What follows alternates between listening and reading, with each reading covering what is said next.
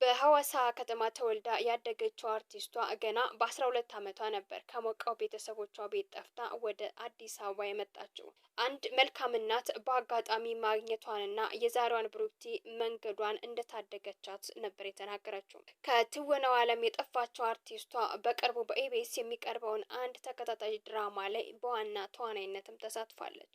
የአርቲስቷ የአኗኗር ዘይቤ ከጊዜ ወደ ጊዜ እጅግ እየተንደላቀቀና ቀብጠት እየበዛበትም መጥቷል። በየዓመቱ ልደቷን ለማክበር ዱባይ፣ ሲሸልስ እና ፓሪስን ትጠቀማለች። ወጣ ያሉና ያልተለመዱ ነገሮችን የምታደርገው አርቲስቷ ስለ ገቢ ምንጯ ለመናገር ግን ሁልጊዜም ቁጥብ ስትልም ትታያለች። የስራ ምንጮቿ ኦንላይን ላይ ነው በማለት አጥጋቢ ምላሽም አልሰጠችም። እናም በማህበራዊ ሚዲያ ላይ በገቢ ምንጯ በኩል የሚዘዋወሩት መረጃዎች በርካታ ናቸው።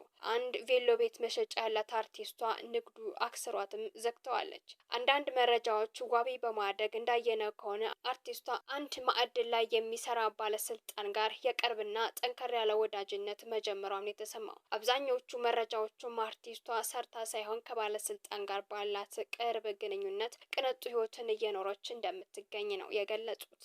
እኛም ለማጣራት የሞከር ነው። ሁለተኛዋ ደግሞ ማህበራዊ ሚዲያው ህይወቷን የቀየረላትና በቁንጅናዋ በአንድ ወቅት ከፍተኛ ትኩረት ስባ የነበረችው ቅድስት ብርሃኑ አንዷ ናት። በወቅቱ ብዙ የሀገራችን ሴቶችን በቁንጅናዋና ተፈጥሮ በሰጣት ውበቷ መብለጧን ተከትሎ ከፍተኛ መነጋገሪያ ጉዳይ ሆናም ነበር። በአገው የፈረሰኞች ማህበር ላይ ውድድር ላይ ነበር ህይወቷ ሊቀየርላት የቻለው።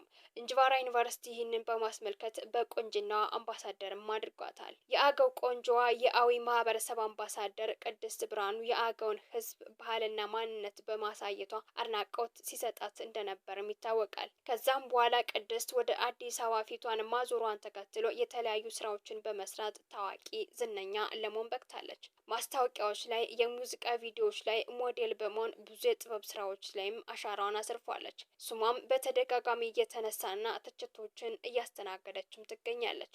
በተለያዩ ጊዜያቶች አብራቸው ከምትሆናቸው አባወራ ወንዶች ጋር በተደጋጋሚም ታይታለች። ታዋቂዋ ድምፃዊት ቤተልሔምም ስሟን በመጥቀስ በተለይም ከፋኖች ጋር ቅርብ ወዳጅነት መፍጠሯን ነበር በማህበራዊ ሚዲያ ላይ ያጋራችው። ሶስተኛዋ በሀገራችን የኪነ ጥበብ ስራዎች ላይ ትልቅ አድናቆትና ተወዳጅነት ያላት ሳያት ደምሴ ናት። በተከታታይ የቴሌቪዥን ድራማዎች፣ ፊልሞች፣ ሙዚቃዎች ላይ ከፍተኛ ተጽዕኖ ያሳደረችም ናት። ለሴቶችና ህጻናት በመሞገት በስፋትም ትታወቃለች። ለብዙዎቹ ሴቶች አራያና ምሳሌ የምትሆን ጠንካራ ሴትም ናት። በጥበቡ ዓለም ላይ ድንቅ የትወና ብቃት ያላቸውን አርቲስቶች በየዓመቱ ከሚሸልመው ከጉማ አዋርድ ራሷን ማግለሏም ይታወቃል። በምትሰራቸው ስራዎች እጅግ የተከበረች ድንቅ የሀገራችን እንቁ ተዋናይም ናት። አርቲስቷ እስካሁን ድረስ ስለ ፍቅር ህይወቷ መረጃዎችን ከህዝብ ለመደበቅ ብትሞክርም ከመረጃዎች ግን ማምለጥ አልቻለችም። ከቅርብ ጊዜ ወዲህ ከአንድ ቀንደኛ የሀገሪቷ ፖለቲከኛ ጋር መታየቷ ትኩረትም ስቦ ነበር። ሚስጥራዊነቱ በተጠበቀና ከፍተኛ ጥንቃቄ በተሞላበት መንገድ ከፖለቲከኛው ጋር ለእራት ግብዣ እንደሚገናኙ ነው መረጃዎች የጠቆሙት። አዲስ አበባ ውስጥ በሚገኝ እጅግ ቅንጡ ሆቴል ላይ በጋርዶች ታጅበው እንደሚገናኙም ነው የተሰማው። ከፖለቲከኛው ጋር በተከታታይ መታየታቸውን ተከትሎ የቀረበ ወዳጅነት እንዳላቸው ተሰምቷል።